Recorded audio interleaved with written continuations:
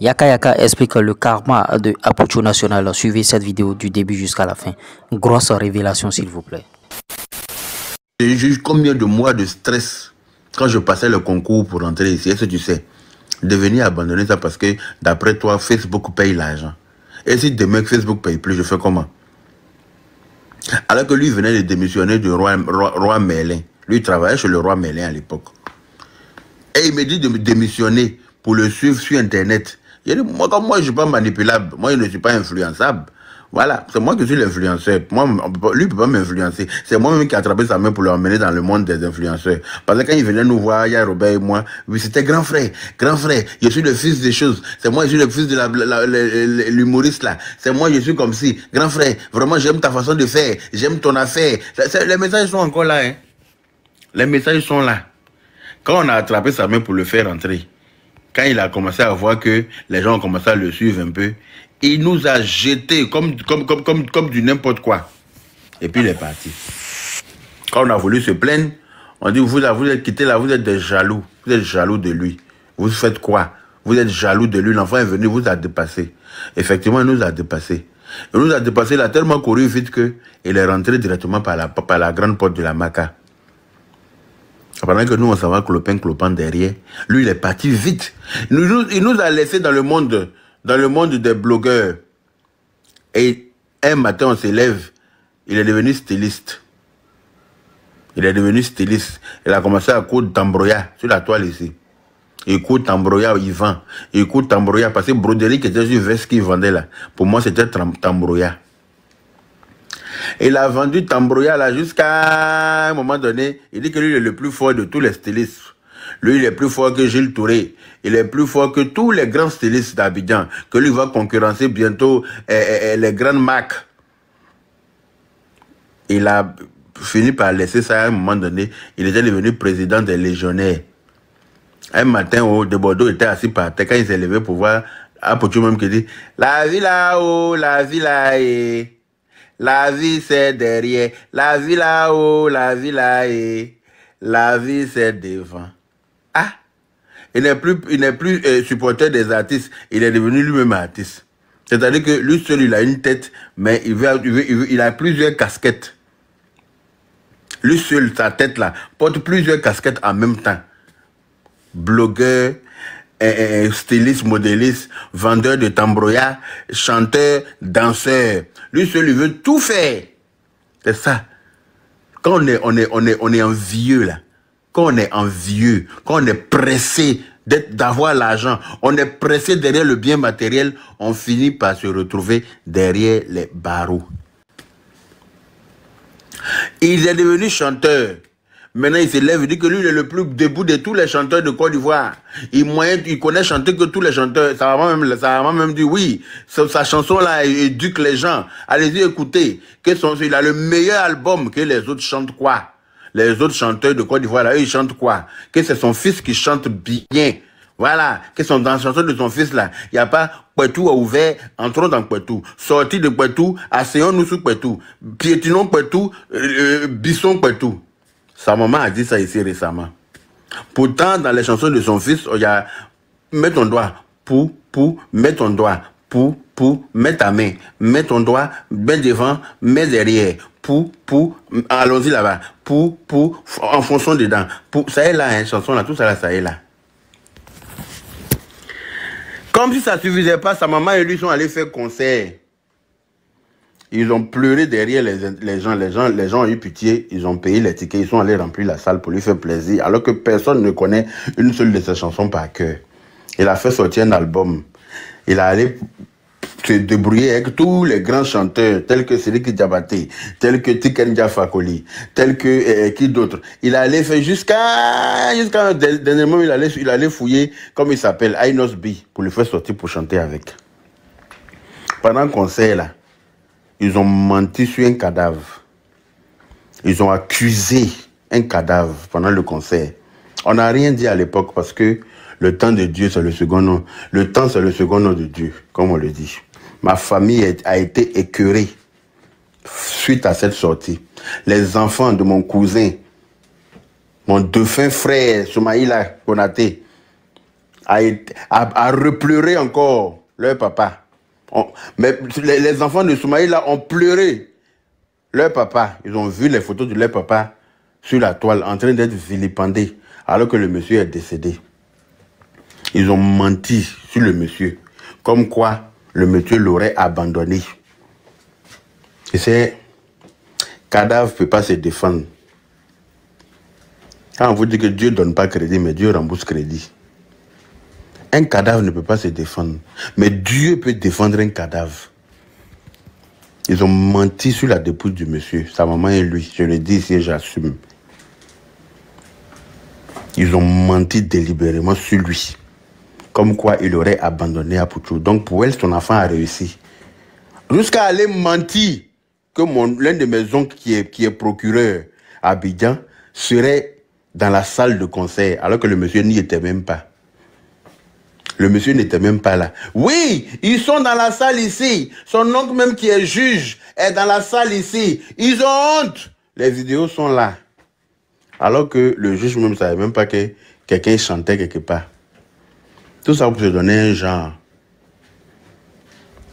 On n'a rien dit. On les a laissés faire. Prendre le micro, c'est jeter par terre devant les followers, devant les fans. Mon papa m'a abandonné. Mon papa m'a abandonné. Menti. Yaka n'aime pas ça. Aïe, c'est ce qu'il a fait. Est-ce qu'il ne s'est pas assis par terre, un micro dans ta bouche? On dit de chanter, il pleure. Tu as invité les gens pour venir te regarder chanter. Ouais, tu as invité les gens pour aller te regarder pleurer. Toi, gros gaillard, quand ton pote t'a abandonné, ça fait quoi?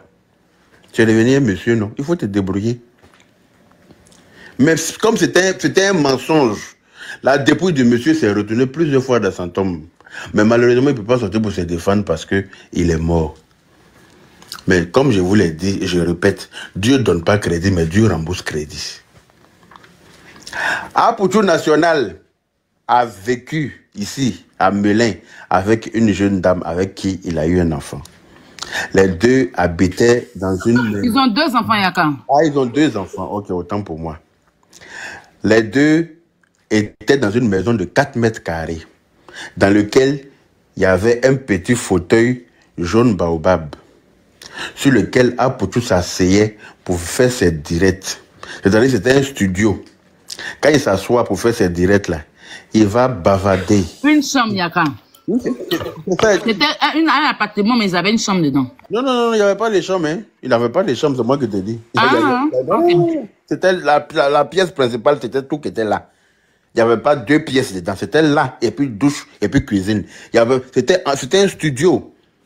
Et les deux dormaient sur le canapé. Mais quand Apouchou s'assoit pour lancer direct là, il va finir un paquet de rouleaux, un rouleau de sopalin, il va finir un pack d'eau minérale dans le direct là.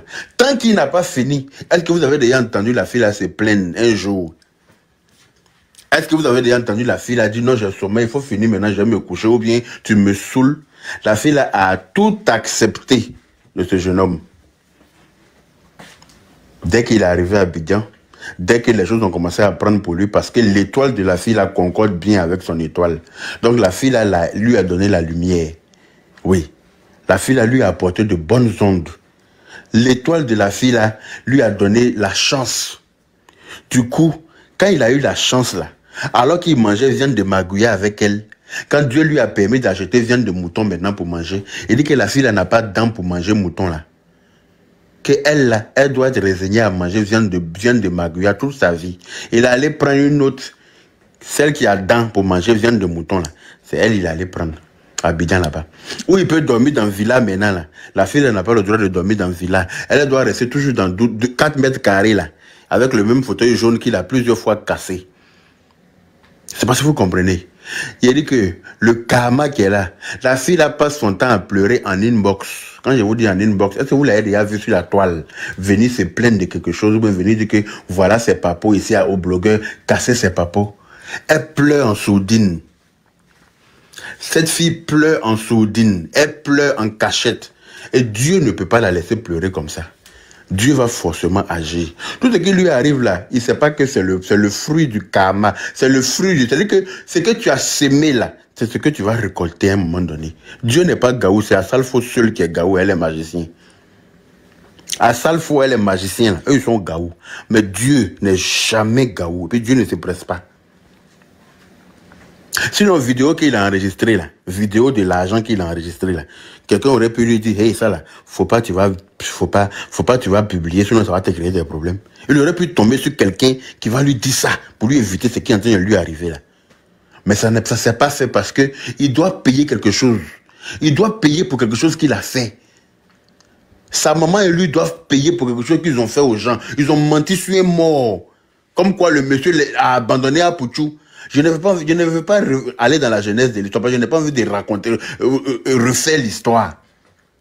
Mais tant que sa maman ne vient pas demander pardon au mort là, tant que sa maman ne vient pas lui dire la vérité, en tout cas, ça là, c'est entrer en matière. C'est le problème qui a commencé comme ça pour eux deux là. Ça, ils vont lire l'heure, je le dis ici. Tant que la fille là pleure, tant que la fille qu'il a abandonnée ici là pleure, parce que la fille là, elle s'est privée pour lui en France ici. La fille là a tout accepté dans sa main ici. Au moment de manger viande de mouton, viande de bœuf, tu dis que non, qu'elle ne mange pas, c'est que c'est une autre qui est bien placée pour manger ça. Tu t'en prends quelqu'un d'autre. Tu t'en prends quelqu'un d'autre et la fille là, tu la laisses ici. Et puis quelqu'un d'autre que tu affiches, hein, tu l'affiches même sans remords. Tu n'as même pas d'état d'âme, tu t'en bats les couilles. Parce que tu ne penses qu'à ta gueule. Tu penses qu'à toi. Tout le reste, tu t'en fous. Mais toi, tu as laissé aussi une et deux enfants ici. On en parle. La fille là pleure dans les inbox. Elle pleure pas sur la toile. Elle fait que pleurer en cachette là, ça fait plus mal que pleurer que tu peux pleurer même pour expliquer ton affaire à tout le monde là. Parce que quand tu expliques, les gens t'écoutent là, ça te permet de te libérer un peu. Mais pleurer qu'on pleure en inbox là, ça fait trop mal. Est-ce que vous comprenez? Donc c'est le karma de tout ça là qui est sur lui. Quand sa maman vient s'asseoir pour dire que Apouchou a trop d'ennemis. Mais les ennemis, c'est lui-même qui s'est créé ces ennemis là. Quand tu es toujours en train de narguer tout le monde. L'argent là, il a fait ça, c'était pour narguer les autres. C'était pour narguer les blogueurs.